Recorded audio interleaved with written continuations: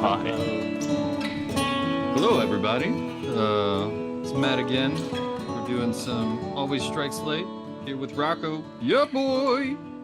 Hello, everybody. And tonight we got Alex from Victoria's Secret. He is an awesome player of Khorne. He's the corniest player on this podcast right now. The creamed corn of the crop. Not as corny as our jokes. He just got best in faction for Khorne at the Tacoma Open, and love to see it. Say that again. I think you need a little bit of this and a little bit of that, Alex. Where are you But your placed shoulders right off, now young for man. Khorne in general? By the way, I think I'm sitting number 3 world right now with with my goal of hitting number 1 this year. nice. That's so all you other Khorne players beware. Apparently there is a Ricky certified tyrant in the room tonight. So yeah, so thanks for hopping on with us tonight, Alex. Thanks for having me. Yeah, of course. Anytime, all the time, every time. Happily. Yeah. Anytime I get a chance to talk about collecting some skulls and letting the blood flow is always a good night for me. Gotta let the blood flow. You gotta. Khorne cares not from whence the blood flows. That's Only true. that it does. When I was actually talking about my list afterwards, the number 1 critique I had for myself from the Open was I didn't have enough of my own units to die. Not enough blood was flowing from your side. From my of side, the table, yeah. is what you were saying. You hate to see it, really. It's just, it needs to be skulls, blood, and the technical paint everywhere. All right. But, you know, I heard you did all right anyway, you know? Yeah. I've been trying to figure out 500. I won 500, yeah. I didn't finish in the winner's bracket at the end of day 1. So when I hit the cut, I made the second bracket. And kind of my weekend was just like, I'm just going to chill, have some fun, make some friends. Yeah. Nice. It's the way to do it. Then on day 3, I don't know if you guys ever played try to play an 8-round tournament, but normally in a 5-round GT, your brain is fried at game 4 going into game 5. When you hit that game 6, you're transcendent in a new level of fatigue. So oh, you float above float above the table in it's like rough. a full, folded legs, cross legs, just floating. Third eye opens, Zinch speaks to you.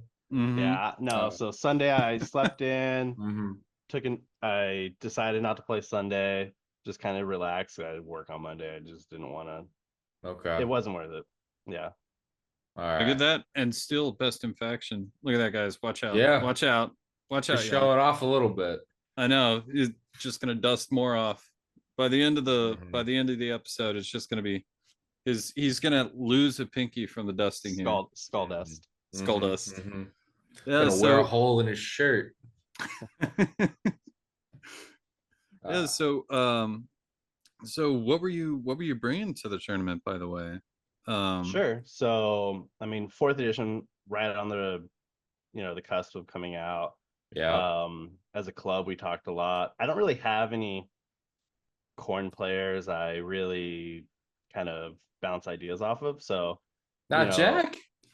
I did bounce some ideas off Jack. Okay. Yeah, Jack's always about that shoot cast. True. Friend of the show, Jack Ballard. I gotta shout him out. Matt, you gotta put in the hi, it's Jack.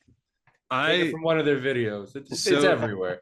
So this is always straight late where we do go on tangents all the time. Yeah, I gave you a nice surprise. I don't know if it's a nice surprise, but it will be a funny surprise. It's funny for me, and that's what matters. That's good. It's funny for me. I appreciate it. Yeah, so sorry, Alex, go ahead, man. Yeah, Jack was actually one of my practice games going into the tournament, so I definitely got shot a lot. Victoria's Secret, y'all have a really good when you all can get together and have your game days. It's really, you go at each other. He's told me all about it for years now, making me jealous. Yeah, it's a good solid lineup. Like club days. I know we would see tangents. This is what we do. But we're setting the ground floor for you, Alex, to see where you came from, to see how you climbed the mountaintop. All right. Well, he was climbing. Always rises to the top. Yes, brother. Yeah, there's actually a lot of people that want to start playing competitively in VS again, which is really awesome. It was something that I think CJ was really pushing for, and then everybody else just started to follow along, and then started opening back up again. We even had a Zoom meeting over it. It was crazy. Really? Insane. Who has a Zoom meeting as a Warhammer club? What is this? I was a part of a club at one point on the East Coast, the Basement War Gamers. So I'm actually wearing their shirt. Oh, there you go. I think I was going to talk about this, but because they have like 50, 60 members, and they had before COVID, when I was still with them before I moved away, they'd have big meetings in person. We'd have like everyone yelling at each other and voting and shit. Like we're a real governing body. Some of these clubs can get pretty freaking serious, man. Dang. But that's too much for me. I'd much rather roll some dice and get challenged. When you're hot though, man. For years, I played under the friendly tag. We have there's a West Seattle club here. We mostly play out of Meatballs. We're called Friendly. Okay. We like to consider ourselves more of a drinking group with a wargaming problem. Yep. Yep. But I like a little bit of competition. So I met Kangi over years of playing in RTTs and stuff like that. And actually, where I met Matt for the first time, we got paired up in round 1. Kangi finally looked at me. He's like, "Alex, you're joining VS. Like you have to." I'm just like, sure.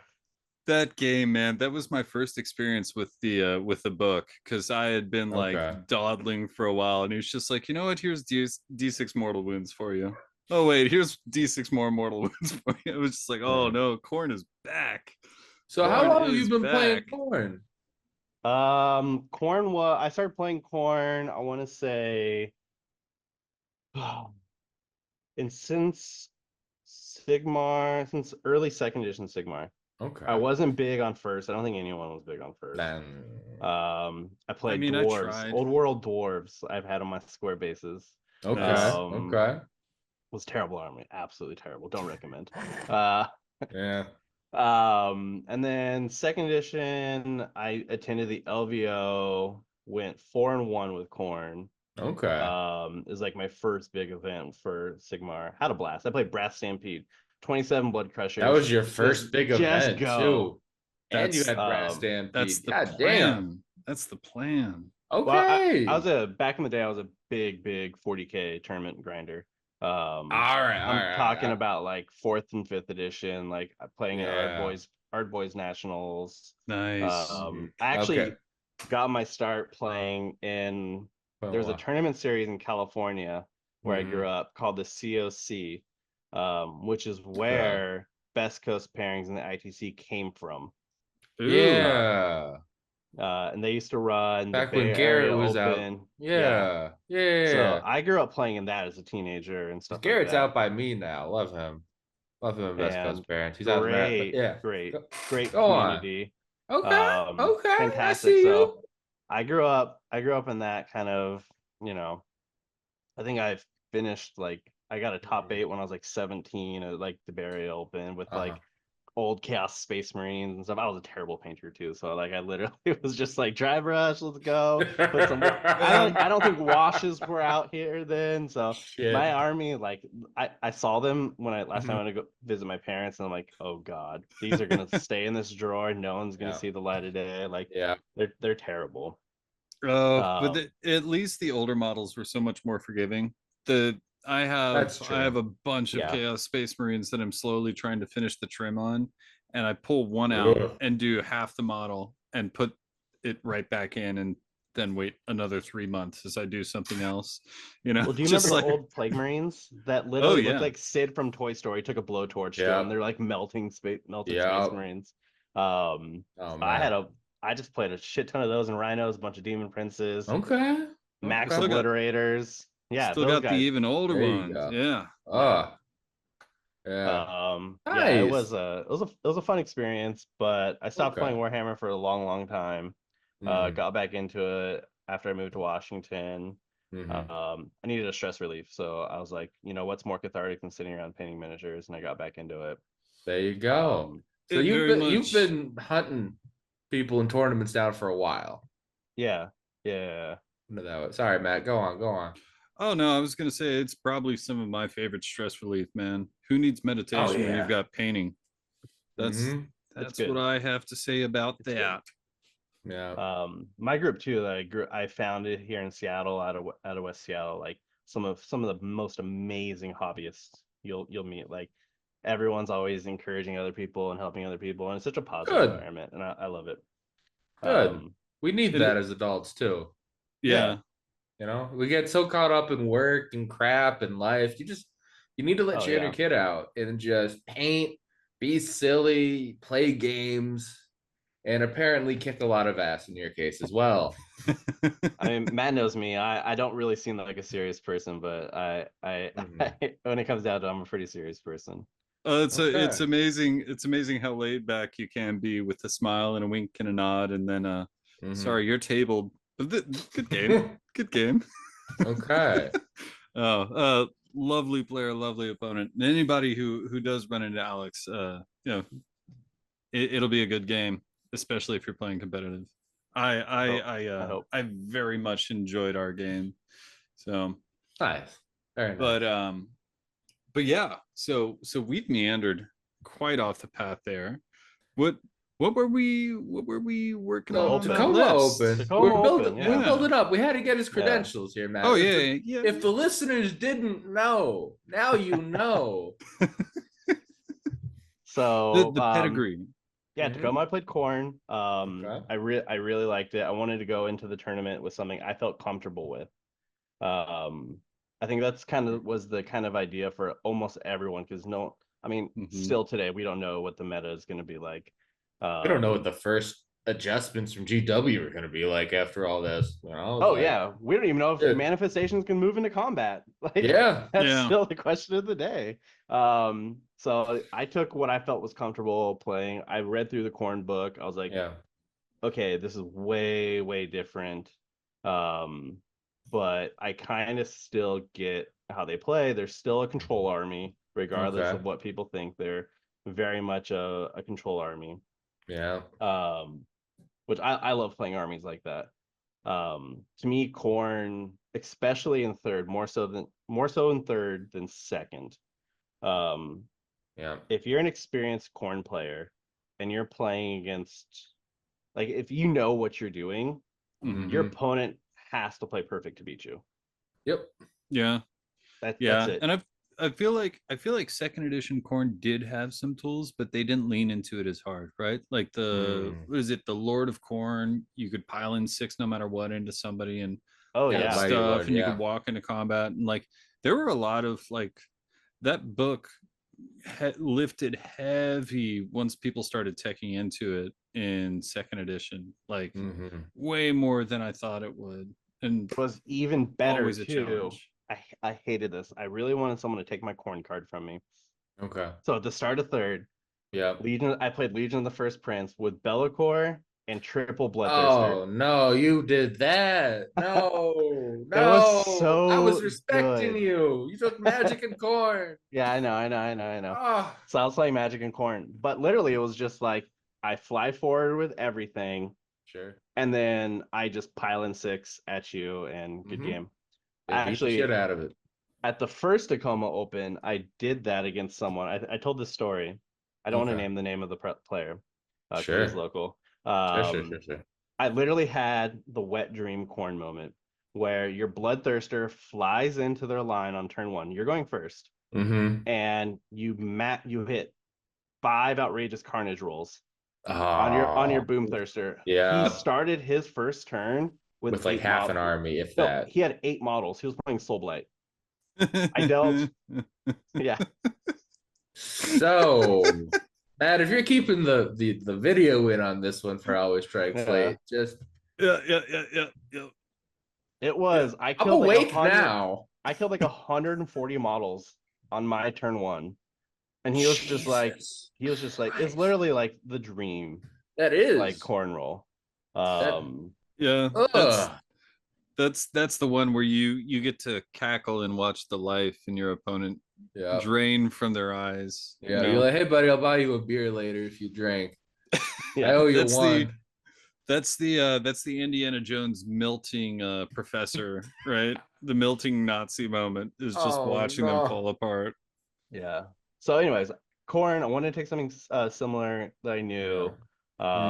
So I read through the book. I honestly was not a big fan of the mortals at all.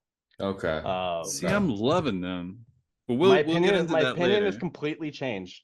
Once you see them in action, okay. I don't know. Well, I know Matt, you weren't at the Open, but I was if looking back on reflecting it, I was looking at 4th edition way too linear, and I feel like I was looking at it as 3rd different. It is way completely different, and I think 4th edition is phenomenal. Don't get me wrong. Okay. It has some things I think need to be changed. I'm actually in the boat of manifestations are okay. Yeah, I think they're fine. It's just surprising, right? There are so many habits that you have where it's like, oh, that thing's just in front of me. It's going to be annoying on the next hero phase. And then all of a sudden you get smacked by a Gravetide, right? Yeah. In the combat phase. It's just, for me, it's the repetition that I had with endless spells for so long of them just being a movement blocker and then going off in the hero phase. And now it's like, oh, this has agency throughout the entire game now. It charges. It's got some weight to it. It move blocks differently. It's, now even in Stormcast, there was a hero that manifestations can never move within 3 of you anymore. And you're like, well, before I'd never take this hero, but now that matters. Super big. Yeah, it's eye-opening. So I want to take something super similar. So I was like, what's the best thing? I went through the books, like best things I saw. The Unfettered Fury Bloodthirster lets any demon 3d6 charge. Insane. And then I was insanely high on Bloodletters. I was like, this is, if you take a reinforced unit of Bloodletters, it is 40 wounds at a 5-up, 6-up. And you can get them down to a 5-up, 5-up. Yep. Now. Yep. And every single turn they're in combat, you return D3 models. Yeah. Yeah, that's what the 2 to 6 wounds coming back. Now, the big thing in my head too is like, I don't ever have to worry about Battle Shock. Never. So that's already 1 command point back in my pool every single turn. Yeah. Not to mention, just because of how the game was rebalanced, that now the average profile is forced to hit, forced to wound, and then they went from that. Insane, yeah. A demon army, even death, bravery 10 matters so much. Yeah. It's not even that; it's control score. Yeah. What am I saying? It's not even, you're not even worried about Battle Shock. You're just an attrition army returning models. Yeah, but I was talking about 3rd, started getting me back into the other mindset. Keep me here, Alex. So walk me through this list here. So you've got the Herald of Khorne on a Blood Throne? What? I don't even know the last time I saw one of those. It was the first time I ever played one. Okay. In a tournament. I had one. I didn't have it painted. I painted it up real fast. It's for those of you that don't know what it is, it's the Herald that's on the Mad Max Fury Road thing, kind of riding it. A buddy of mine used one at Adepticon in our teams thing. I'm like, I'm never gonna see this shit again. And then there it is, right there. He's good. He's a priest now. Yeah. 10 wounds on a 4-up save with a 6-up ward. That's pretty tanky. That is. Yeah. You got Blood Crushers, the reinforced letters. What enhancement did you use in the General's Regiment most? What were you feeling? I literally told my opponent every single time, priority attack on the 20-man unit of Bloodletters. Yeah. That's it. Yeah. That's it. Yeah. All you need. So my General's Regiment was the Herald. I had a unit of Blood Crushers, which solely were for turn 1 tactic. So as a Khorne player, I know I'm never going to have the option to go first. I've accepted that fact years ago. Good. Especially if you want to play what you want to play, right? Yeah. Listen, man. I've gone over that. It's fine. That's the first step. That's the first step. Okay. You play an army with high drops, you're like, all right, fuck it. I'll never choose. I need to be flexible either way. I've honestly never worried about it. To be 100% honest, I've never tried to outdrop like going into a tournament. Every time I've tried to outdrop, I don't know what to do because I never play an army that works on low drops. So that's the first thing I do is just mess up and practice whatever, but it's like it doesn't feel comfortable telling my opponent what to do. I want them to get mixed up and then I can pick them apart piece by piece slowly and deliciously. I played Reapers of Vengeance, triple Bloodthirster, double Skull Cannon, the last edition. Nice. And I was a 7-drop. Didn't really care for going second, and then I found I was playing against a lot of Sylvaneth players and RTTs around here. Playing the Monster Mash Belthanos list, and those lists were scary. Yeah, I had a real hard time with the Strike and Fade list. So I was looking at, I did a lot of research in that army. I was like, all these armies are 6-drops. If I can cut my Khorne list down to 5 drops, I know I'm always going to go second or go first because my opponent's always going to have the option against all the normal armies. And I'm going to outdrop the Sylvaneth army by 1, and I'll force specifically for them. And I know I will choose to go first and force them into my game. Okay. We love that. So, and carrying on with this too here, because you're what, 3 drops? I was a 4-drop. 4 drops. So I ran double Bloodthirster. I ran the Unfettered Fury for the triple, or the 3d6 charge, and then I gave him my heroic trait for Firebrand, so make more priests. More priests, the better. And Argath, the King of Blades, went on the Insensate Rage Thirster, the Boom Thirster, if you will. I do wish I flipped that though. Going back on it. Okay. What did you find in your games? Why would you flip that? So the Insensate Rage is range 2 naturally now, and he has the anti-infantry. I always forget what it's called. I always want to call it preferred enemy. I don't know what it's actually called. I can look it up. I think it's anti. Yeah, it's just anti and then whatever keyword, right? So anti-cav, anti. Yeah, anti-infantry right now. Yeah.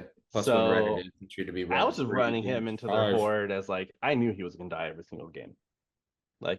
He was my throwaway. You're gonna kill this, or your army's gonna lose real fast. Yeah. He's priority target number 1 for the guns, one way or the other. I would use Argath changed now. So Argath now is you pick a hero you're in combat with. It's no longer everyone you're in combat with. Okay. So my Unfettered Fury was my headhunter I used. So he'd be the one flying around because he has anti-monster. So he's already going against monsters at Ren 3. And with the prayer, you're getting a Ren 4 with Argath no wards, and you're getting 6 attacks. You're essentially 6 attacks hitting on 2s, Ren 4 damage flat. You're killing it, whatever monster you're touching. Yeah. I don't care 100%. If you're on a 2-up save. You're dying. I'm killing Archeon. I killed Alariel twice in one turn. As you should. So yeah, I do wish I flip-flopped that. And then my last regiment, I had the Slaughter Priest and the unit of Blood Reapers. Slaughter Priest is the best unit in the entire army. Really? With how they worded what do we got here? The changes to the Skull Altar, it's you essentially have to have one. So and then he's stuck in there, right? Yeah, but he's like, it's like a Gundam to him. It gets in a suit of armor, and he gets the health characteristic of it, but you don't get your magic defense unless he's in it, which is huge. Oh, I didn't realize that. So he's also the only way you can get to dispel as a wizard other than Blood Tithe in the new book.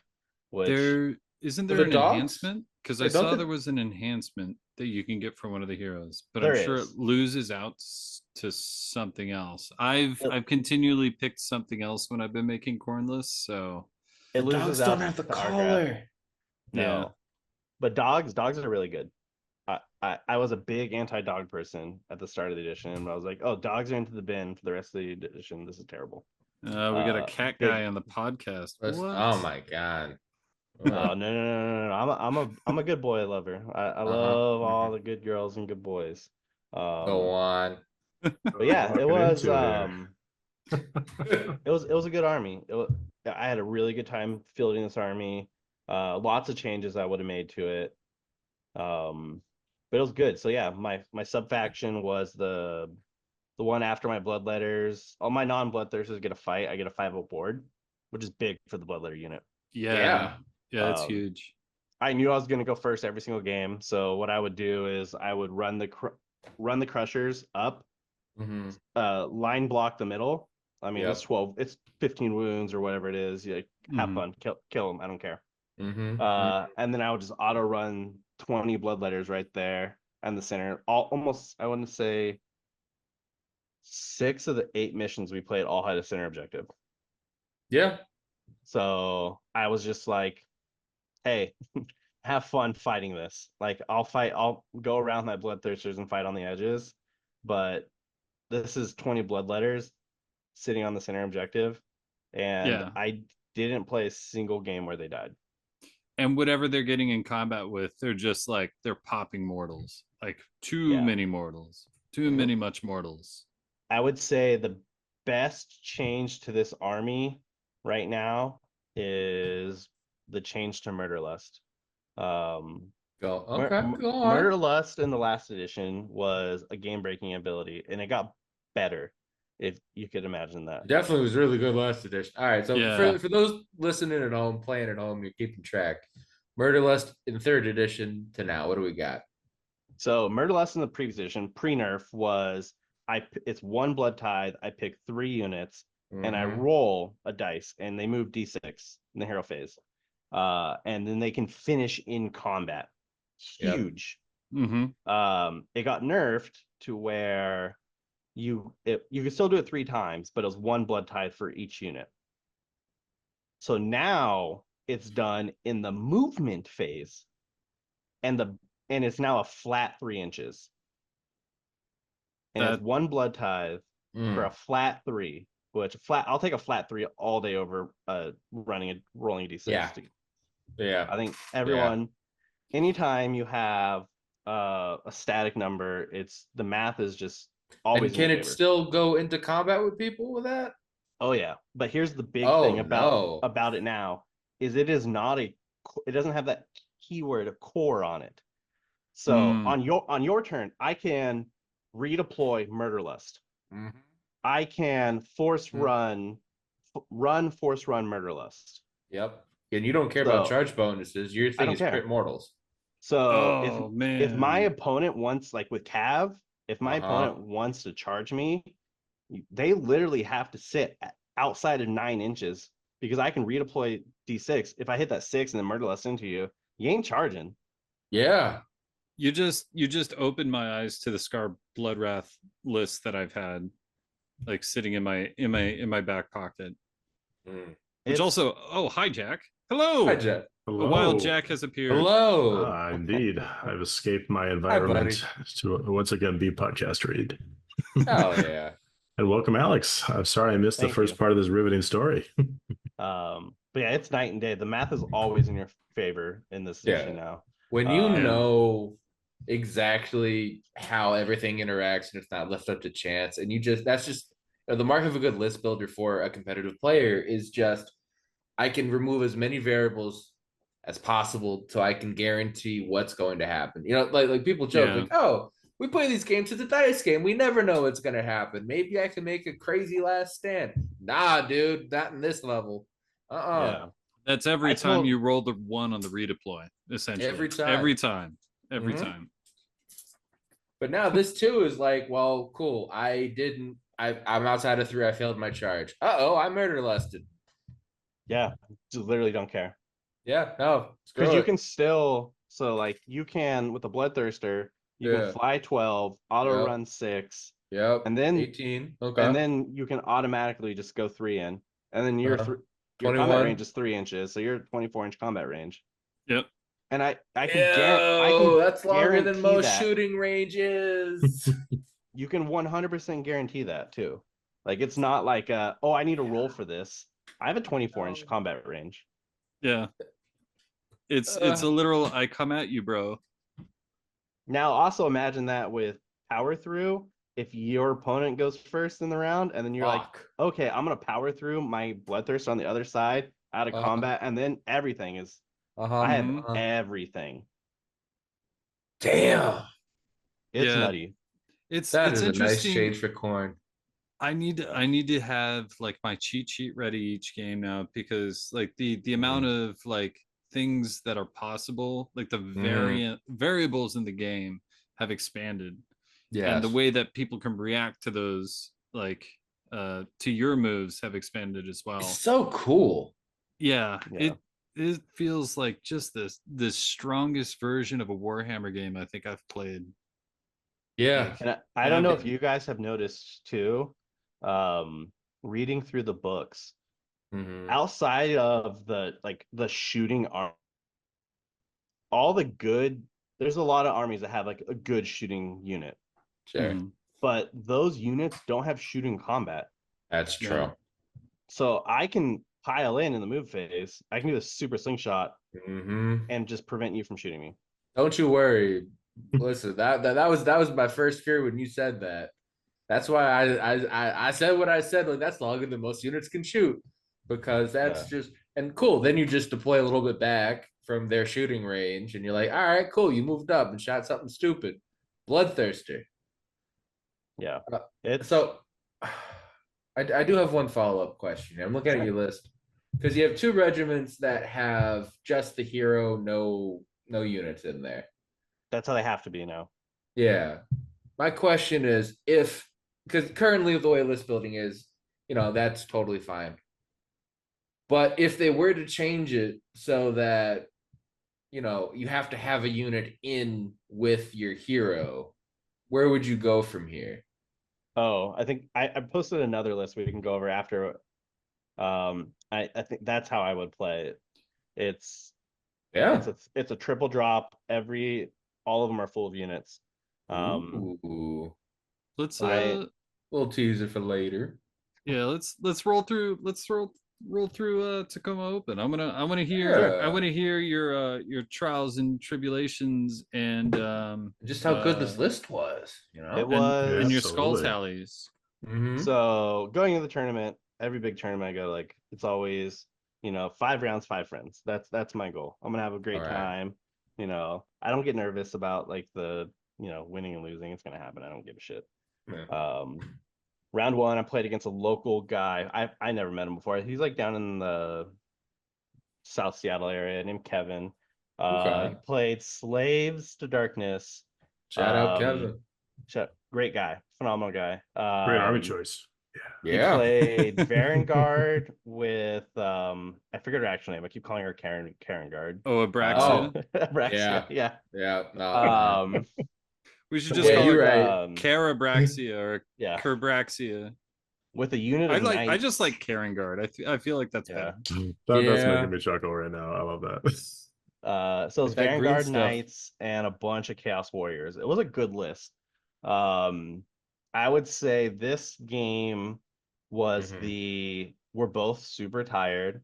It's Friday morning, and my coffee hasn't kicked in. His coffee hasn't kicked in. And we're so new to 4th. We're like, okay, how do we play this again? We played a fun game. I have a question before we get too deep into this. Sure. Do you have a pre-round 1 ritual for the day when you go to a tournament? Are you superstitious like that or not? I mean, I'm a sports fan. I'm superstitious. Yeah, that's why I had to ask. A cup of coffee. As I drive to the tournament, I always tell myself positive affirmations. Just because I think I'm a big fan of like men and talking about mental health. I feel like we don't do it enough. And we can get down on each other, and it just can ruin your weekend or ruin your day if you just get caught in yourself. So I always just tell myself, like, hey, today's gonna be great. You're gonna do good. Good shit. It's kind of uplift myself. I'm a huge coffee drinker, so I always make sure I have my coffee. I always like to have a moment by myself before a tournament. Okay. So that's kind of like my pregame ritual. Nice, a good centering kind of thing. Yeah. Yeah, that's so Kevin and I rolled off. He gave me first turn. Oh no, he took first turn. He got a little over ambitious, I'll tell you this. Ran his big block. He auto ran Abraxia. He chose Seize the Center, so he auto ran Abraxia, but he failed his roll. He rolled like a 3 with his Vanguard, because I explained to him, listen, if you give me first turn, I have a 24-inch threat range, and I deployed my Boom Thirster on the line. And I said, like a good Khorne player. If you give me first turn, I am touching you. Yeah, a lot of people give the bad get touch. very intimidated by that. And rightfully so. I don't got 30-inch range to shoot you no more, motherfucker. You're gonna be right up on me. So I think he got a little worried about that, and he failed his roll to get his Vanguard within 3 inches. So Braxia was just sitting out there by herself. Oh no, I'm in danger. Yeah, it literally was the Nelson I'm in danger thing. She and then he had like his warriors on the side. He summoned the Khorne Spine with his sorcerer. Which I'm very scared of the Khorne Spine in my list. 90% of my games, I just keep 2 blood tithe for when my opponent actually gets Khorne Spine off, just so I can auto dispel it. Just get that shit out of here. It's not happening. Yeah, I literally, that's valid. I told him, I got up to my blood tithe and I was like, okay, I was like, I have 1 blood tithe here, and this is the 2 dice I'm gonna have sitting here for. I had 3. I was like, for when you get Khorne Spine off, these are the 2 that I'm gonna dispel it with. So for those who may not know, why is the Khorne Spine so terrifying to your list specifically? It will eat a bloodthirster, essentially. It's a bloodthirster. It essentially, I look at it as a bloodthirster that can come back easily without blood type. That's what it is. I'm insanely high on it. It's a monster hunter. In this edition, it's really really good. And because everything's a manifestation now too, it can eat your manifestations like a regular endless spell. Well, a big part of my goal is, I want to muck up the middle. That's what my thing. I will technical term, folks. Yeah, I just want to get my 20-man bloodletter unit on one side, build a wall on one side of them with my manifestations, and then force them into like a choke point. I do that with my Wrath Axe, and I do that with the Bleeding Icon. The Bleeding Icon is the MVP of the entire army. Icon. It is. I will go over in a second how I use it, but it is the MVP of the entire army. It is the best unit in the entire book. Well, now I'm excited for that. A lot of the times what I'll do too is I'll use my skulls in my backfield to zone out alternate deployment. That's nice. So that's a good use. I'd no longer have to bring like dogs, Blood Reavers to zone out my backfield, because as a Khorne player, if you don't protect your priest, the game's over. Yeah. I need to get that blood tithe every turn from blood sacrifice. I need to have the ability to dispel as a wizard. I need to have the spell protection from the altar. It's the linchpin of the army. If my priests die, in 2nd edition this is how it was, in 3rd edition this is how it was, and it's true 4th. If your priest dies, the game's over. It's gonna snowball very fast. Yeah. So yeah, Kevin and I played.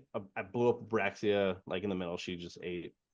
Literally, she didn't stand a chance. I took away her ward. She fell into the ether going, "Hi, I want to speak to the manager."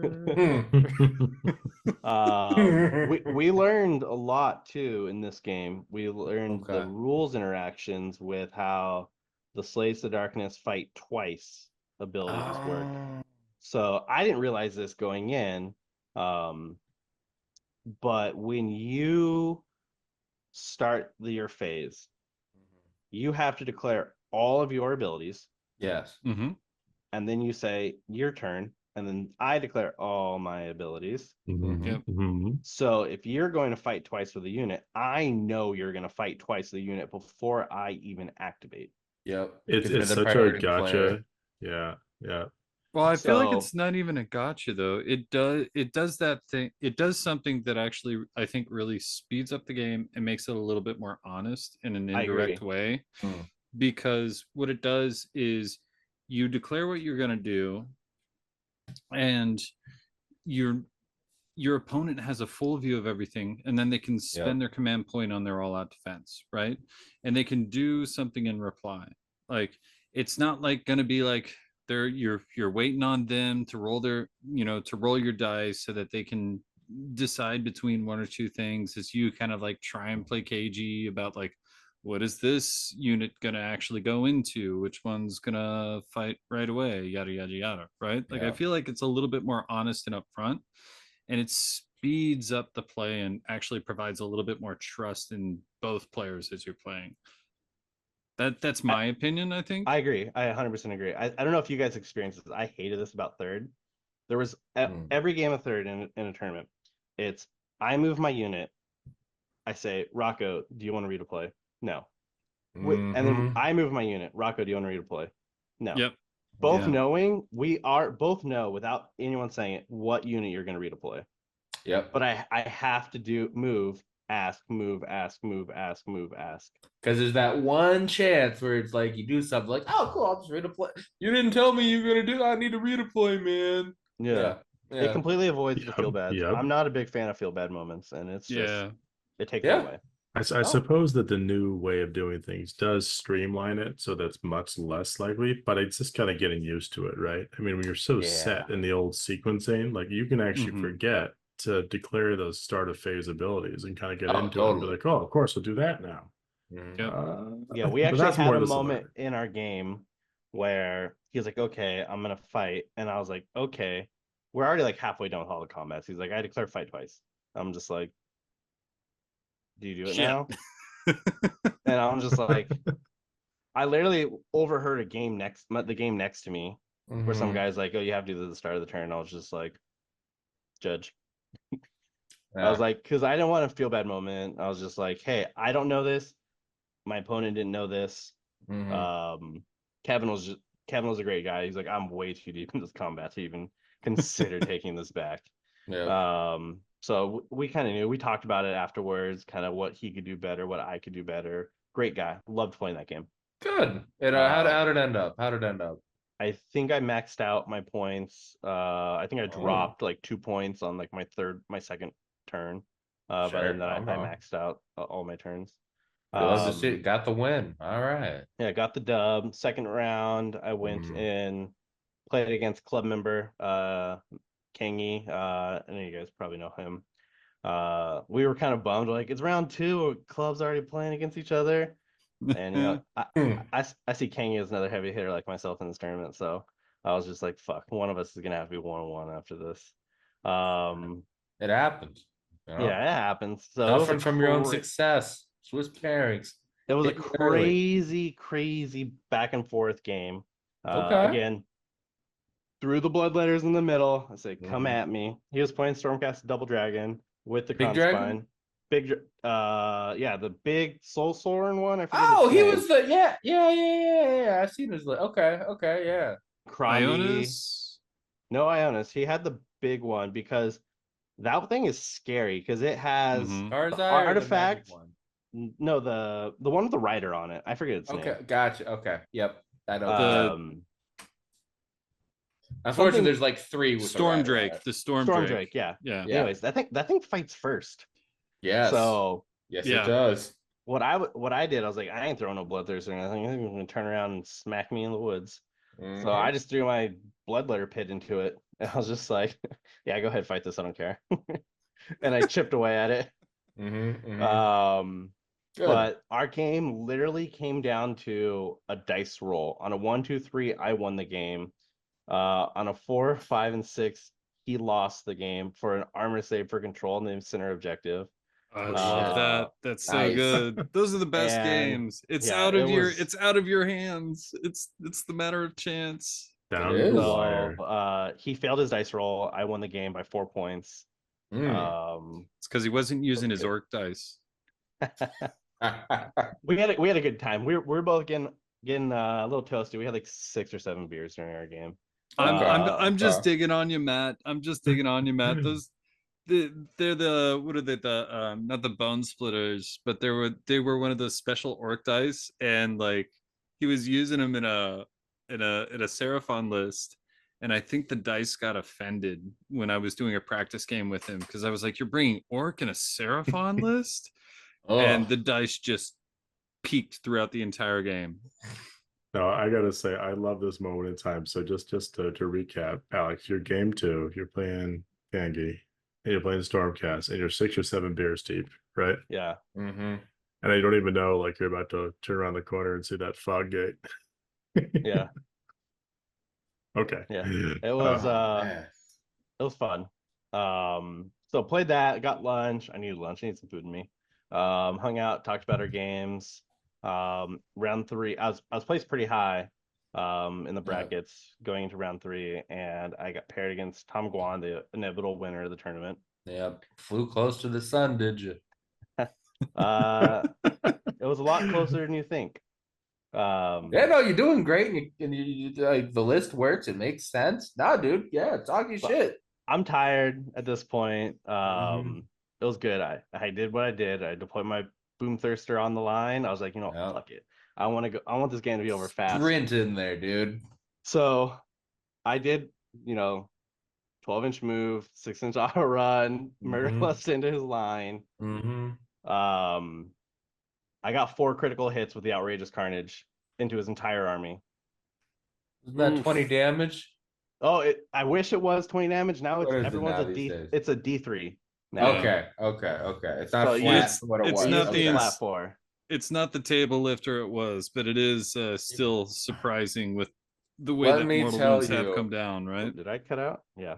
Oh, you're doing great, Alex. But no, Khorne and OBR were my most played against armies since the beginning of second on, when OBR even came out too. Fucking Boom Thirsters, man.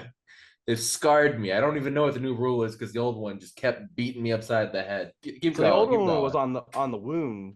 The carnage went off on the wound. Now it goes off on the hits. Yeah. So much more reliable. Much better. And he has a sweet rampage now, which does D3 mortals, but if it's to infantry, which I think is the worst keyword in the edition now, it's D3 plus 3 mortals flat. Shit. Yeah. Okay. Which infantry should be like a little bit lower, right? Big monster, he squishes them. It's okay. Hey, so man, I lifted. You got it. No, what you lift? Tell me. I lifted a lot of dogs. I felt really bad. I was cleaning up all the stray dogs on the court. He had a bunch of zombie or the dire wolves, and tons of them. I killed a ton of guys. Nice.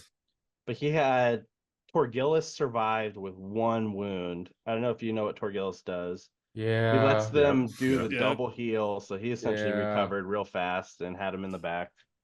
So we played a grindy game. It came down. I think he doubled me on turn 3, and that kind of sealed it. I think if I would have won Prio on turn 3, I would have won. Okay. But it was a bloodbath. So it was 2-1 going to day 2. Felt pretty good. I played Tom Guan, who was like the number 1 3rd edition player. So I didn't feel bad.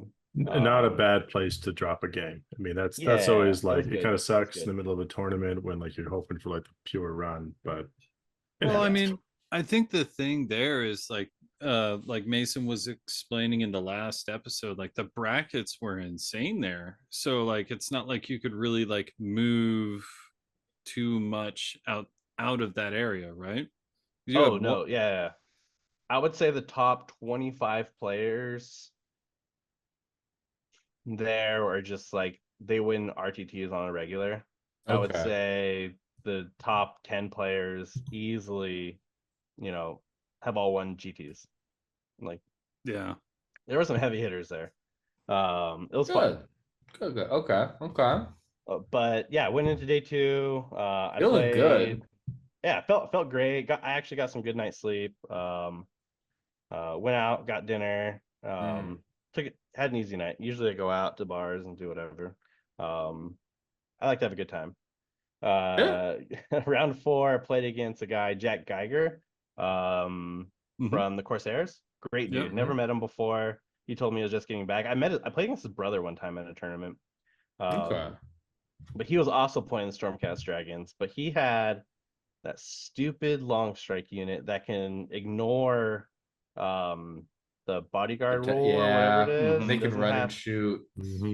It doesn't care about shooting the closest target, which is those things eat bloodthirsters. So I grew up playing when I started coming on the scene here. I played against Jack and his stupid shoot cast all the time.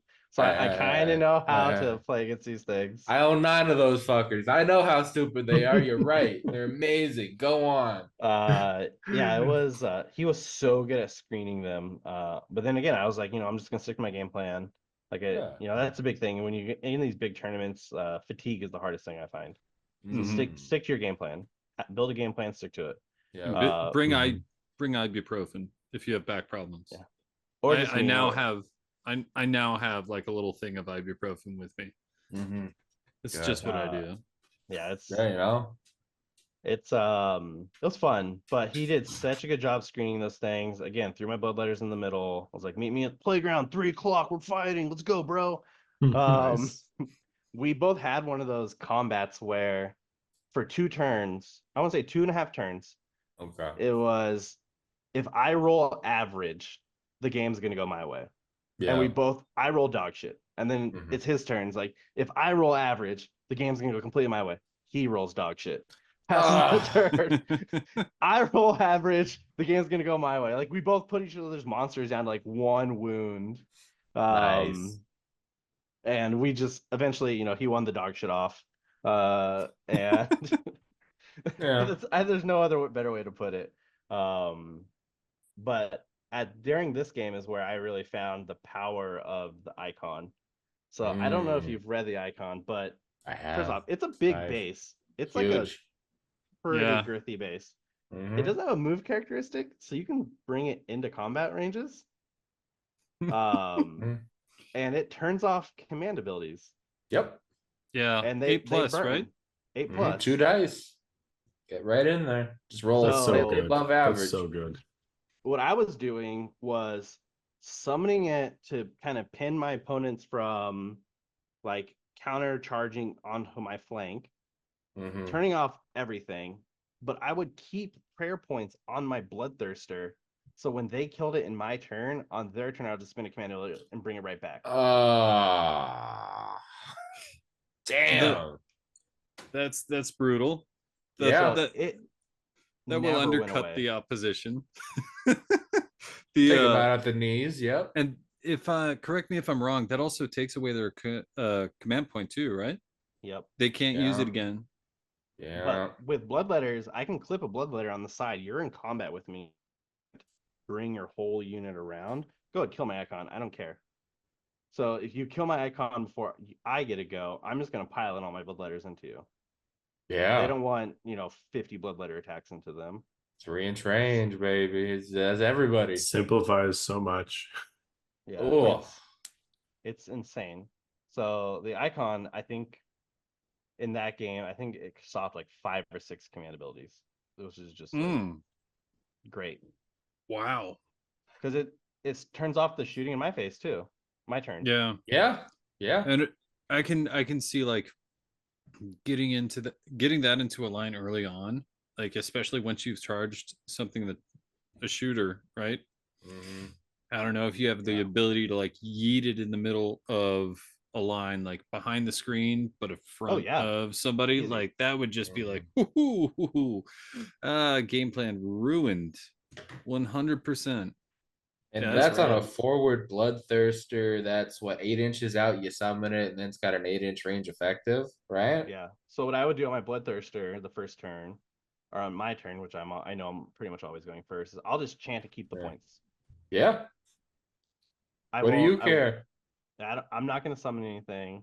I'll just chant, keep the points. I'll usually bank, I have 3 points. So I just need to roll, a 2. It's a 4? Yeah. I'm sorry, it's a 4? Yeah, all the prayers are a 4 now, except for the +1 rend, which is a 5. Hey, super simple. They work eventually, just maybe not the first turn. Listen, man, my cities ones are like, hey, yeah, you can go off on a 6, but if you hit a 10, whoa. Yeah, I think I can go on the record and say that 4-up prayers, though, for the turn you need them when you're like 0 points, are the Sex Panther of Magic. Oh yeah, you feel good. You feel 100% of the time, 50% of the time. You know how I'm talking, you know.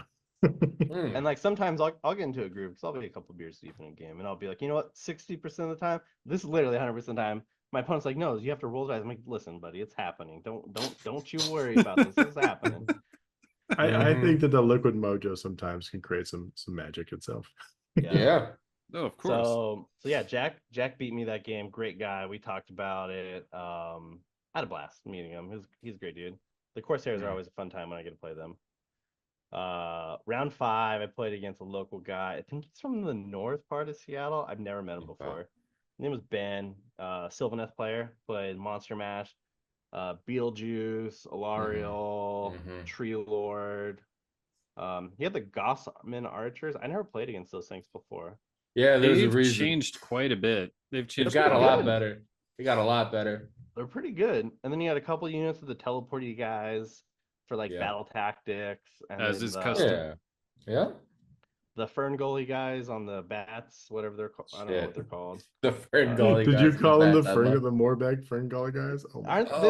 They're just like the Fern Gully guys riding on Batty. It's the Seekers, right?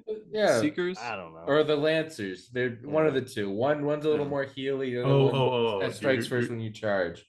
You're talking about the Spite Riders, yes. I was thinking like Moorbeg Knights as those for some reason. I love that even more, Jack. I love that even more. As far as I was concerned, it was like the best of the 90s movies. It was Beetlejuice mixed with Little Shop of Horrors mixed with Fern Gully. Just love to see it. And even a little bit of Evil Dead in there with the tree. Yeah. It was good. It was good. Actually, Evil Dead 2, right? That's where it reaches. Yeah, that's Evil Dead 2. Yeah. So I'm getting PTSD of playing 3rd edition Monster Mash. I was like, fuck this army. I don't want to play Sure. Because in our VS chat, we had a lot of talk about Alariel just bringing units back. Like, I'm just going to charge Beetlejuice in, and he's just going to kill. But I had a pretty good game where I just zoned him out with the icon. Alariel has a big base.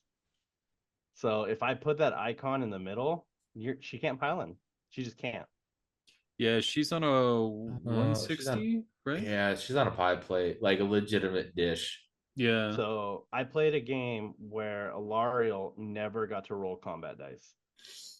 That's brilliant. Just because I just kept summoning the icon. That's what it did every single turn. It would just summon the icon. It prevented her from shooting, because I had like other units around her, and then she couldn't physically pile in to me and attack me because of the icon. Did he have any bow Kurnoth? Because they also have the more guarded. Yeah, what Kurnoth? No Kurnoth. Oh, I'm huge on Kurnoth. I think they're great. You got 6 of those Kurnoth, like. I think they're spicy. I think they're good. I feel like they're probably a little bit more static with the new rules. The range went down, but they have cool abilities now to make up for it that seem nice. Yeah, they're like anti-hero, right? Yeah. The bow ones, right? Yeah, they would actually be perfect into this cacophony of skulls and blood and murder with all these heroes. Oh yeah, I'd be afraid of it. Yeah. So you see where the flex goes. Okay, so Oakenbrow's a little out, but all right. That was a good game. I mean, it started snowballing at, I want to say, turn 3. I maxed turn 1, turn 2. Nice. I killed Alariel, I think twice. Just killed all his monsters. Just kept taking turns, charging both bloodthirsters in, and just this monster's dead. That monster's dead. Oh, Khorne. So terrifying. I mean, really though, just like working the way you'd expect Khorne to work, getting in there, ultraviolet. Yeah. I'm glad we're a bit more back to that, even though I know like the techie sort of movement shenanigans are kind of core to the army still. Yeah. I mean, but it really brings the French extremity back in, like it really goes deep into like hyper violence. Yeah. With the demon side right now. It is kind of nasty. Yeah, and Khorne being the god of war. Lest we forget, yeah, blood and skulls are nice, but that was like the whole point. Be that tactician too. You can't get the blood and the skulls unless you go and figure out how to beat the snot out of somebody. Well, it's true. Maybe just recalibrated to the right theme. I have a good friend around here I play with sometimes, like really talented Khorne player. And his list in third edition was like finally calibrated to be non-engaging, right? It had like Be'lakor, had multiple bloodthirsters, had some dogs. It was all about like pile-ins and like whatever it is, like the blood tithe roll into you, can't interact. It had like the war band, I guess that does that, like the guys who want to be dogs. I forget their name right now. Karnak hound guys. The furries. It was great. But yes, the furries. The furry scalies, but like it was a great list, but it really played like a blue deck from like a Magic game. It was like, all right, they still do. Yeah. Okay. But like, at least now they have the decency to hit you, right, Alex? Like they come at you a little bit more. Yeah. Although I do miss when they went. I don't think Scarband's worth it anymore, but okay. I do miss. I think Matt. First time I ever played Matt. I think I procced his 16 mortals like twice. Yeah. He like charged into Belladama. 16 mortals. Oh, that was Nephi. That was my Black Knight Neferata list. And I think you killed a dragon and Neferata. Yeah. Popping. Just without like even rolling his other attacks, it was like 16 mortals. I know. I was just like, by the end of that game, like what was it? I had one Vengorian Lord that I was like, maybe I can keep you alive for one thing, and you're like, D6 mortals. And I was like, okay, that's the cherry. That's the cherry. Very nice. It pops. Yeah. And you popped off here too, taking down Ben. It sounds like. Yeah. So I'm 2-2 right now. No, you're 3-2 this point. 3-2 this point. So round 6, my favorite game of the tournament. Playing against this guy. I always love playing the Canadians. They're always so funny. The Warp Dice crew, shout out to them. Much love. I played a guy Colin. I never met him before. Super cool dude. Yeah, Colin Ross. Had these sweet like alien, like H.R. Geiger like alien tattoos on his arm. Okay. So I was like, I immediately rolled up to the table. I was like, this guy and I are gonna be friends. Alien's my all-time favorite movie. Nice. Aliens or Alien? Alien. It's a horror movie. I like horror movies, so okay. See, like every time Alex and I talk, we just become a little bit closer. That's what it is. Nice. You love to see it. Aliens is more an action movie. Aliens is a good movie. It's a classic, but it's not Alien. Hicks is a great character. I love Hicks and Aliens. It's so funny. Game over, man. Game over. We're screwed, man. It's such an iconic quote if you're, from that era. Yeah, Colin, great dude. He played a giant unit of Khorne Vanguard, so 6 Vanguard. Okay. 10 chosen. She's back again. Yeah, Karen's back. She's back to talk to the manager. I did not like my service here last time. I need to go now. This was not the objective that I secured. Walking up to customer service with a coupon triple underlined and highlighter. We are ready. Colin was a very formidable player, and I could tell very quickly he knew all of his rules exactly. Okay. So he had a big unit chosen, Karen. His take on it was he had a Demon Prince, which I don't know if you've seen the Demon Prince in this edition. It is great. Yeah, they're nice now. Solid. It is solid. Funny you say that, Alex. A little interjection. I was playing with one just last weekend. I love them, but you can mess that up. I'll say that right now. If you hit that 3+ Eye of the Gods roll every turn on like +1 to hit or +1 attack, +1 to wound on Vanguard unit, like early, damn.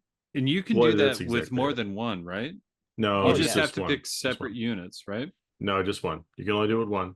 And that's the problem. Like, it's like you unlock this ability to juice up with like a little reasonable like luck, or the 3-up luck, your whole army with the Demon Prince, because normally like that table is locked into killing units. So your guys have to go do stuff. But if you have a Demon Prince floating around, you can start spiking a little bit and get some economies of scale with like your good stuff. Because every time you get that 3-up, you're on the Eye of the Gods table. And it's really reliable now compared to what it was. And forgive me, Alex, I'm just going to wax poetic. No, he's good too. Yeah, he's so good. He can hold a flank by himself too. Yeah, but it's pretty tough. Great mortals can fly if you choose to. Yeah. Can't you build him? But you can also build him into a list. I think it's the new version of Despoilers where he can have another fights right away as well, right? Am I remembering that correctly? It's more like, I think he fights and then he can get something else to activate nearby him, so he can do like that's what it is. Yeah. So I fight, you fight. Yeah. So you can actually have him act as like another mounted lord, right? Pretty much. So you can like pop down a flank with a bloodthirster a turn, deciding what needs to get Eye of the Gods, yada yada. I'm theory crafting. He's excellent. Yeah, he's excellent. I mean, I look at him. He's what, like 200 Jack's like, points? no. Something like that, yeah. His one drawback is the raw points. It's like 280, I think, for him, or something like that. Yeah, and what you get with him, if we give him the wings, for example, right, is super mobile buff package, who does also need to eventually go do things, and he can do it, but those 6 attacks are kind of weirdly swingy because they're base 3/3, crit mortals in the 6, but rend 1. 280 for a Demon Prince. More importantly, what he also does is he allows you to take spawn in his regiment. And that's true. If you take 2 spawn and just put them on the edges, your opponent's never going to want to go deal with this 50-point like crappy unit. Yeah. And then you're going to put them on the edges and just get battle tactics with them. Because you're going to get control train piece, and you're going to get take the flanks with them. That is an excellent point. 120 points to not worry about all this other business with the tactic. It was pretty funny. I like that. That's what I'm looking for. Screamers. It's 2 turns. Yeah. You just don't have to worry about tactics because you have these little units. 100 points isn't that much to give up for tactics. Like, I'm sure every single one of us will say, "Hey, I'm gonna take 100 points of your army out, and you're gonna guarantee you 2 tactics." Well, it's true. I mean, like, I might take 150-point unit of like the Javelin Horsemen. Yeah, they might do a little bit more than a spawn, but what are they really there for? High mobility, snag the objective, or like get a flank. But to do that so efficiently and not even worry about it, if you have the spots in your regiments, I can definitely see that thinking. It's what I did with Aether Wings too for Stormcast. Yeah, exactly. Where they just fly off. They can. They have an armor safe now. I'm proud of them. If they got a 6-up safe after being dashed for years. But back to you, Alex. So you got this rematch against Colin, who, nothing against Kevin, but Colin, it seems he's played 6 rounds. He knows his rules. He's got the Vanguard. Yeah. He came down from Canada ready to go and kick ass, take names, and drink maple syrup. What? So what happened with this game? So I all weekend I was like, I'm gonna stick to my game plan. Move the bloodletters into the middle of the table. Come at me. Let's go. I don't even care. Like, I know I'm going to take 1,000,000 attacks in a 6-man unit of Khorne Vanguard. But what he didn't do, and which I reminded him, is Vanguard or Murderlust is on your turn. So so he dropped his attacks. That's awesome. He did not get to charge me because I Murderlusted into his units. Oh, that's top beautiful. Of the show. You love to see it. It's beautiful. So he actually brought them that close because it's only a 3-inch move, right, to do it? Yeah, it's a 3-inch combat range too. So look at it like 6 inches of combat. So like if you just 6.1, you're always safe. It's so easy now, but he didn't do it. But what I did was I redeployed like 2. I got like a 2 and then Murderlusted up 3. Oh, that's fair. Like, I moved up 5 inches on him. Okay. Which, you might fail that 7-inch charge if you're not there. So you have to be careful. So that was a good game. Super grindy. I had the Boomthirster all jacked up. I got him charging to the Vanguard. I gave him extra rend. Nice. I was rolling super hot on my 8s to take away his command abilities. I think I rolled like, it was like 8 out of 9 of his command abilities for the first 3 turns he just didn't use. This is so cool. It was I love nutty. It was nutty. Good. It's what the skulls used to do to magic users when you're like, oh, looked at each other. It's like, fuck, this is good. So Boomthirster runs in charging. I get no crits, but I'm hitting on 2s and 2s. Okay. Ren 3, 5 damage flat. Still good. Vanguard 5 flat. Health. I hit wound everything. Now I know he declared his fight twice, so I have all my bloodletters, my Boomthirster right there. His guys are taking 6 up armor saves. Yeah. He rolled 5 6s. What? Ooh. You know, it's literally like the thing, like, just roll, like, hey, you might make your 4 6s. Like, you always like kind of like joke, like you know, try and make your opponent feel a little bit better. It's like crazier things just have happened in Warhammer. Yeah, crazier things have happened, and he passed every single one of them. Damn. That's always the moment. 5 flat Vanguard dead. So that was brutal. So how'd you pick yourself up from that situation? It's a tough one to come back from. The best part about the Tacoma Open was they had QR codes with beer delivery, and I ordered 4 beers. It's the secret just right away, not even back to back. You're like, oh, I just ordered 4 beers to my table. I was just like, hey, Colin, do you want a beer? I was like, I'm gonna get 3 beers. Do you want one? And we had a beer. We joked about it. I mean, the game was super close too. That game actually came down to, I want to say like 2 or 3 dice rolls later on. Okay. I charged my blood thrown in. I gave him like +1 rend, so he's rend 1 naturally. I want to take the objective to win the game, and I failed. He gets 7 attacks. It's like 2s, rend 3, 2 damage flat. Yeah. Just and you said you failed a save? Sorry, you broke up there for a sec. I just failed all my saves, all my attacks with him. He was just terrible. But we had such a good time hanging out and like talking. I didn't even care. So finished the day 3-3. Went out with a bunch of the Waystone people here in Seattle. I don't know if you guys have ever heard about that place. It's great. It's think of a 21 plus speakeasy style place that has a membership fee. So you get rid of all the people shopping, like you're playing in a game store, like what's this, picking up your models, like leave me alone, go away. Or little kids walking away with your models. I've lost a Mm-hmm. bunch of Zangors that way. It's just like a super, like I'm an adult, like I want to get off work and play a game with other adults. I don't want to play against I get that. I get that. So you're playing against other like-minded adults because of the membership fee. Phenomenal place. They have a nice bar. The owners, Stefan and Dustin, phenomenal humans. Yeah, that's actually where we had our game. At that tournament, they'll put on small tournaments, and they're actually doing like a, I don't know if we're allowed to say it, but I think he posted it. Yeah, they're doing a league. Yeah, they're doing a league. So if you're in the Seattle area and you're looking to play Age of Sigmar and like find a good community to start out in, Waystone is an amazing one. That was such a comfortable place to play in, and I need to get back there. Yeah, it's an incredibly inviting, welcoming place. I signed up to help teach people how to play competitive Sigmar.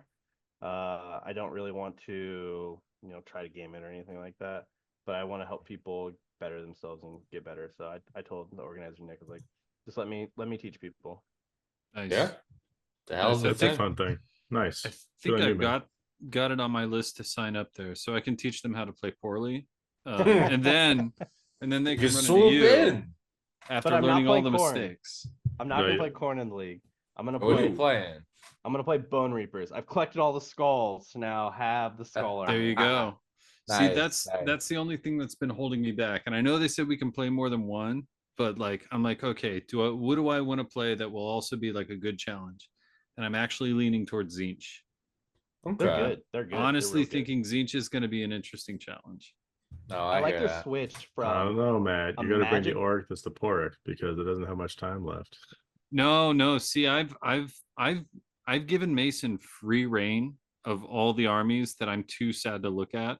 So Yeah. uh so he's been messaging me left and right with like, hey, you have all these, right? Here, look at this list. Look at this Shit. list. Look at this list. And I'm like, I got you, boo. I got you. All of these. So Very no, nice. Very that's nice. where they'll go until I get a hacksaw and start cutting things back into square bases. My Khorne, I don't know if you can see my square base Khorne armies up there. I have Khorne in every system on this shelf. Nice. Oh, So, I found more flails for you, by the way. Remind me at some point. I just keep finding them. I think I maybe only need one. Flail's the best weapon in Warhammer of the Old World. And I just have a plethora of them, just like, but they're in rent. Like at one point I did go through and organize all my bits, but then I had more bits and I didn't feel like organizing those. So they just went into the bits that were already organized. So now there's a reorg happening and I just keep on finding flails or random little pieces that I know people need. Okay. Anyways, back onto the path, Matt. Back onto the path. Yeah, I didn't play day 3. Just was tired. Wanted to come home, hang out with the lady. You know, she's my best friend, so I always like coming home and hanging out there. So it was good.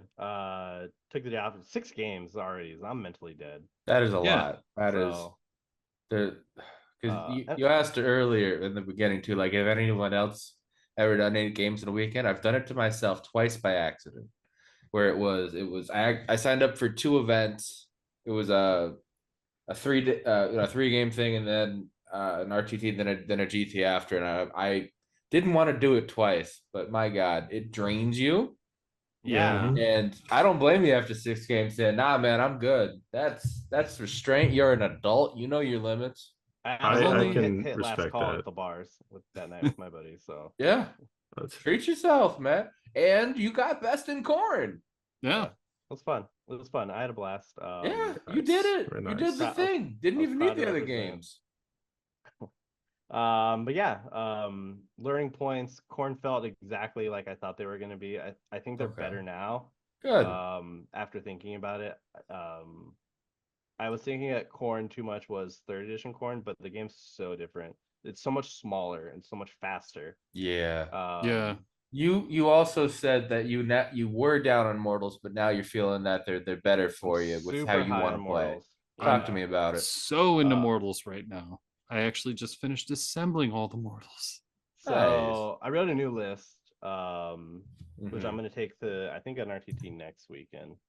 So it's Coordinate Legion. So it's the sub-faction where if you attack with a demon unit, you can immediately chain activate a mortal unit. Are you doing the Blood Crusher list I was talking about? Are you doing it? Oh, the ponies are staying in the case. So my big takeaways from the tournament were I need more units in my army to maximize on Blood Tithe. So many armies were playing like tanky stuff. I just need to make sure big thing I lose to is people getting the Incarnate off. And then people getting crazy strike last spells off. So those are the 2 things I really fear. They're very big in a lot of armies that can make me strike last. If I can just keep sack 2 Blood Tithe to force an auto dispel, I need that. So I didn't like all my heroes getting shot. I didn't like the ability of that. So because my Herald on Blood Throne is a war machine, he can't be protected by bodyguard. So he get picked off. The Stormcast player Alex did a phenomenal. He's like, fuck, I'm just gonna kill this jabroni sitting in the corner by himself. No player did that before. Just immediately just turned and shot him to death.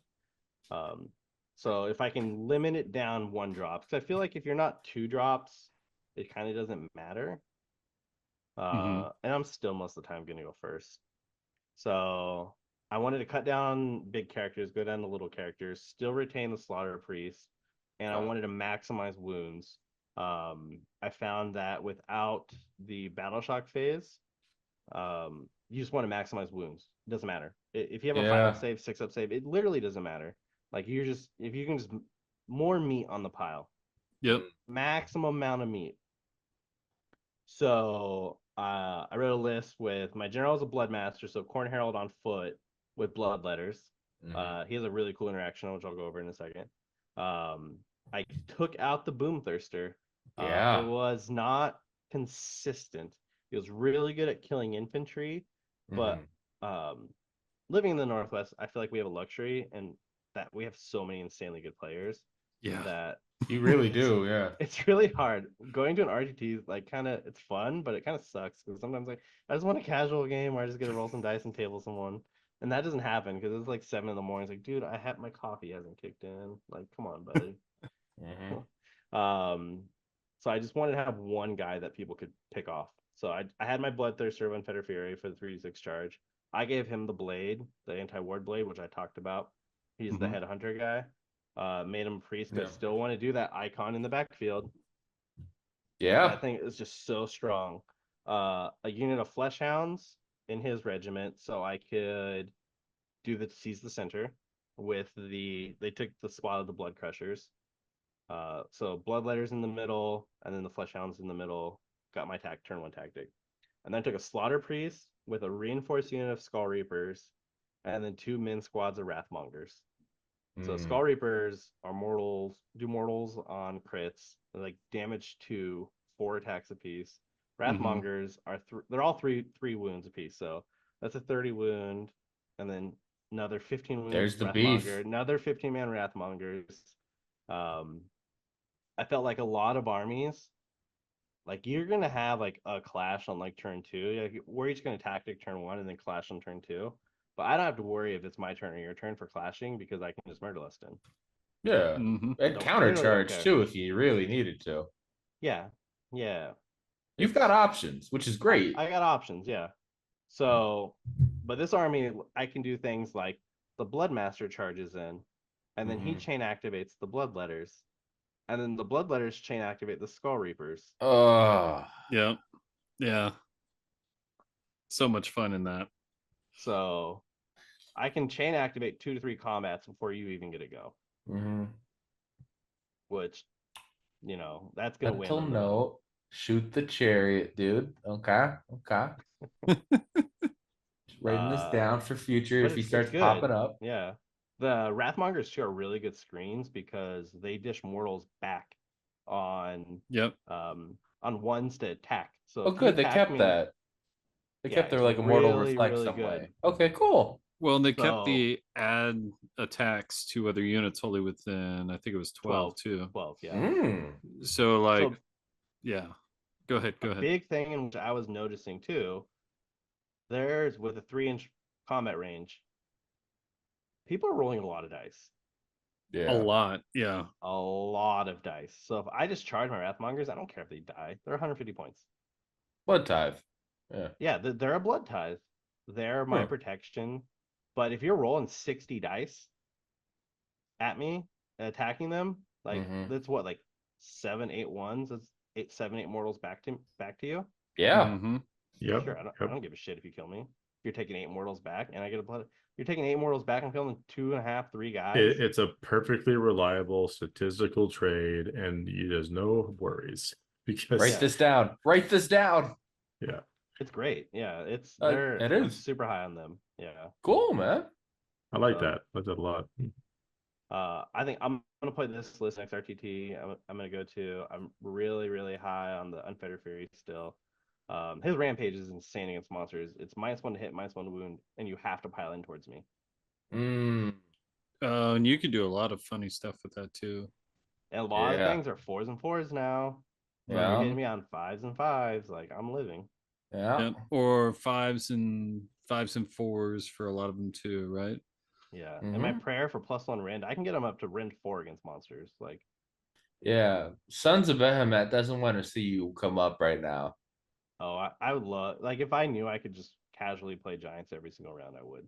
I would sign up for that. Yeah. Every single day. Yeah, no, that's nice. That's, I mean, yeah, no, you're just looking to kill every centerpiece model someone spent a month building and painting, and you just go. Yeah, Nice, man.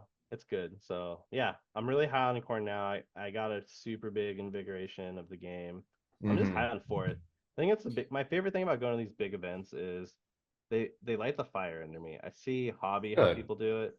I like Matt have a hoarding problem, and we own most of the armies in Sigmar. Indeed. Indeed. So I would say about half mine are painted. Okay. So I always get hobby inspiration because I see like, oh man, this person did such a cool theme on this. I want to do this or this basing thing I never thought of, or I just get. I always leave these events in such a good mood. Nice. It really is a shot in the arm, isn't it, to see all the cool stuff people have accomplished. Yeah. Oh yeah, like LVO is the coolest too. I always try to do the LVO just because the hobby there, it's amazing. And the Sigmar people really showed up and showed out for the hobby portion this year, which was awesome. Good. I mean, the centerpiece models for AOS are just begging for hobby people, right? So when they go hard. The water cape guy for the Eidolons for Deepkin, the turtles, the keepers of secrets once they got their new model. And that wasn't even a new model. Glutos out there. I mean, even like the Nurgle guy on the horse, that model is just the new Harbinger Decay. Yeah, no, it is just. I loved the old model, and I was like, oh no, they made a new one because somebody was saying it, and I heard that they made a new one before I got to actually see it. And I was like, that's one of my favorite Nurgle models, like the classic one with the sign on the base. And I was like, oh no, they're gonna cartoonify this like they have with a lot of Nurgle. And then it's like, nope, this just looks damn good. Just looks good. The Flesh Eater Court update. That one. I always Dark Souls raid boss Usharan coming in here. I always meme against, because I remember that release. It's like Age of Sigmar. It was like at the LVO where they spoiled all that stuff. It's like 40K get Spaceman. Age of Sigmar get this giant like Dark Souls army. It's like I get the same Spaceman, but this guy's left-handed, not right-handed. This one has a shield. This one got a ball gag now. Do you like Space Marines? Try your 50,000th variation. Spiky blooms, man. Yeah. Go on. Although I gotta say, when they did the reveal for what's his name? The Red Angel. Angron. Angron. When they did, I wanted to say Argrath, but I know he's a demon prince. Yeah, different dude. Yeah, or also Argrax, Kai Banda. That's also a cool bloodthirster. That's him right there. Nice. When they did that reveal, that was like, 40K. They're stepping in our court now. What's this? What is this? Well, they had the Horse Heresy did the Slaanesh god with like the 6 kitties. Yeah. Fulgrim? Fulgrim. And it's like everyone's like, oh, can we use this in 40K? It's like, no. Yeah. Like, fuck off. It's like, nope, no way. Yeah. Just put it on a smaller base, like super weight the base, and then you can use it as like, I don't know, what would be something that would be ridiculous for it. Use it as one of the twins. We have a guy at who plays at Meeples in West Seattle. His name's Steve. Phenomenal Eldar player. But this guy is Eldar. Like he plays with 2nd edition Eldar. All of his models are painted the beautiful, like nostalgic goblin green base, like it's all flocked. Yeah, they look great. But like that's his avatar, he still uses the little one, but just has it on like every edition. It goes in bigger. He has it on a little bit bigger of a rock, and just a different base. Funny. And it's the coolest army. Like I have to appreciate that. I have an Eldar army from back in the day too, and mine is literally standing on top of a Blood Angel's Dreadnought, plunging its sword into the faceplate. That's the way to do it. Yeah, and that particular model has weathered the time better than some others. That choice. Yeah, the I think the only disappointment that's left over that I had from my second edition Eldar is that Wraithguard. Now they just look sad. They look sad compared to the new models. Like, and I remember how much I loved those models when I first saw them. There's some scale creep going on, huh? Yeah, a little bit, a little bit. Oh yeah. So you got any other lists that you're thinking of building, or is that the one you're rolling into? this is my one I'm gonna roll with now. Okay. I think it's about as good as like a tournament style list for Khorne can get right now. But also like I was literally like memeing and like joking slash not joking. Like I could play 4 Boom Thirsters and 2 units of dogs. Shit. Why not? Why not? Like I'm telling you, go back to all brass stampede with that same what is it, legions? yeah, they're good. They're Chain them. Bloodthirster, blood crusher, bloodthirster, blood crusher, bloodthirster, blood Mm-hmm. crusher. Boom, but boom, they're boom, boom, boom, boom. my problem with the Brass Stampede, especially the Mortals, is they're only really Huh. good if they charge. And I don't want Oh. to charge. I want to murder Yeah. lust into you. I want to avoid getting shot. Because if I'm charging, that means you get the opportunity to shoot me, and I don't want that. Mm-hmm. That's true. Mm-hmm. It's fair. It's totally fair. And if they're playing against that, they're past 24 inches and they're not going to touch an objective that turn. I will say they probably have the best sub faction. It's if you make an 8-inch charge, you strike first. Mm-hmm. Easy. Mm-hmm. Yeah. Yeah, that's I think pretty other good. units, the Khorne Lord on foot has a lot of play. I think he's pretty good. He gives strike first to a mortal unit. There's nothing 10 Skull Reapers can't kill. Even if 8 Skull Reapers, they're touching eight Skull Reapers are hitting it, they're dying. Especially if they get +1 attack from the Wrathmongers, they're just whatever that is dead. And the Khorne Lord can give them strike first, which is big. Yeah. Yeah, and he can do that for any Khorne unit, right? Or is it just mortals? Just mortals. But he also has a special thing where he can take the Blood Secretor in his faction. So you're starting to look at other characters you could take in your faction. So he gets extra 3 dice on the rally rolls, which is it's not nothing. It's not everything, but I want to be in combat, so I can't rally. So I've got a question. I mean, it's a Blood Reaver mix and meat machine, right? Yeah. If you want a wall to last for Blood Tithe for next turn or something, I don't know. Yeah. But if I may, Alex, were you finding with your games with fourth now, like how many battle rounds you say were you going before someone just ran out of bodies for this meat grinder? Turn 4. Turn 4. Okay, so then we're going pretty deep, all things considered. Yeah, a lot of people, and I think this will change a lot as the edition goes on. I think the list that I initially brought will be terrible in like 3 months. Once people learn how to play against it. You're not killing 20 bloodletters. No. You can think you are, but you're not. It's a lot of people are just trying to churn through them, and I was like, listen, I'm bringing back like 10 wounds a turn around. Like, cool. Don't care. So I gotta ask then, what do you think about Blood Warriors? I think they're really good. I think they suffer from being 210 points. If they were 200 points on the dot, I think they would be amazing. But that extra 10 points doesn't add up with a lot of the other things in the book. So you're really playing at a deficit with them. So I've been building lists, and one of the lists that kind of jumped out to me was using the Aspiring Deathbringer in a combo with the Blood Warriors, and then thinking about popping a rend onto the Blood Warriors, and then having Wrathmongers around them. So all of a sudden you have a Rend 2 blending machine that's, I think they're hitting on 3s and wounding on 3s, if I remember correctly. No, hitting on 4s, wounding on 3. Oh, nope, that's the Aspiring Deathbringer. I think if Blood Warriors were like 180, they would be completely broken. At 200, I feel like they'd be really strong. Okay. If I could bring a reinforced unit of Blood Warriors and have that be my bloodletters in the middle, Sure. Because they're dealing the mortals back when they die, which sweet. Let's go. Yeah, and they're not going to die for a long time unless somebody's throwing a ton of mortals at them, right? Well, they just have that wound density, and in some ways, like statistics aside, wound density is the most important thing.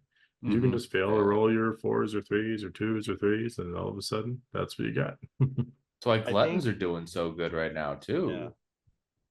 I think everything right now in 4th, I think wound density and movement shenanigans. We're seeing Lumineth be insanely strong with all the movement shenanigans. And Nighthaunt. Oh my god, Nighthaunt. Soul Blight doing really good with the wound density. Wound density and the recursion. Yeah. Okay.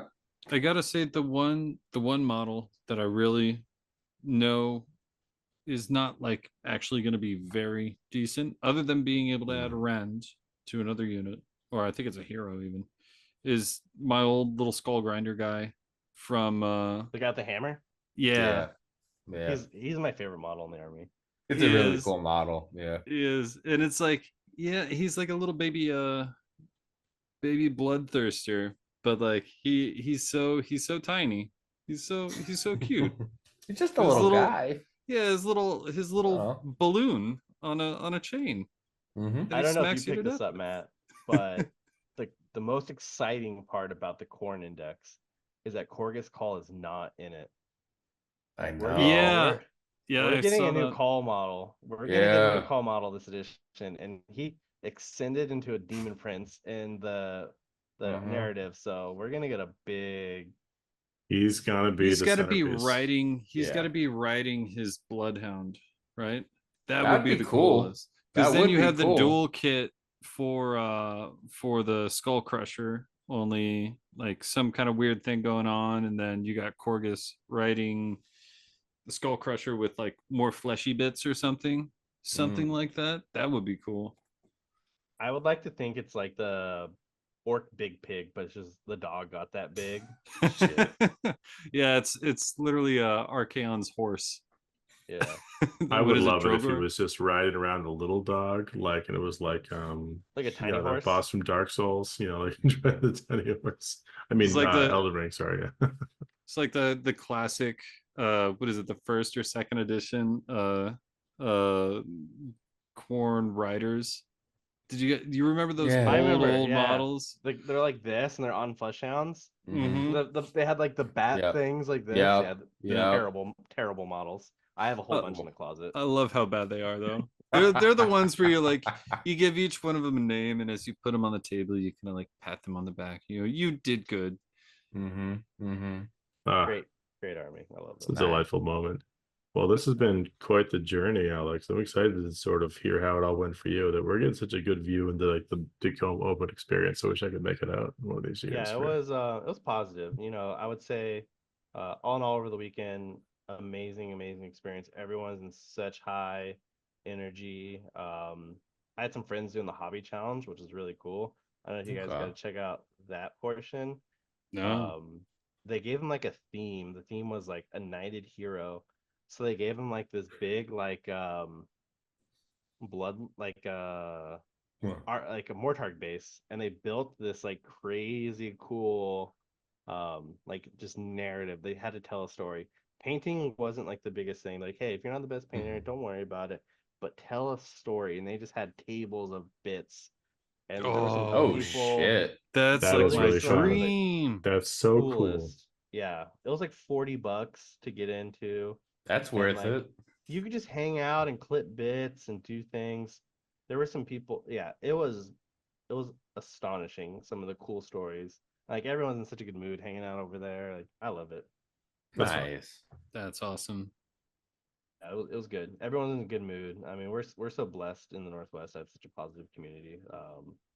If you're not going to events because you're scared, quote unquote, of like a tournament player, like get that away. You're gonna go make some friends. It's gonna be amazing. You're gonna have such a good time. Yeah. 100%. It's a nice, happy place we're at now. Absolutely. What do you think, Matt? How are we doing? You think that's a pretty good note for us in this particular Always Strikes Late I think episode? I think we've come to a good place for the last word.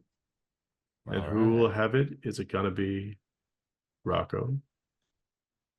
Maybe it's Alex. You don't know. Just because I talk a lot doesn't mean I'm gonna get the last word. The suspense is tantalizing. Dun, dun, dun, dun, dun, dun, dun, Oh dun, no. dun, dun, dun, dun, dun, dun, dun, dun, dun, dun, dun, dun, dun.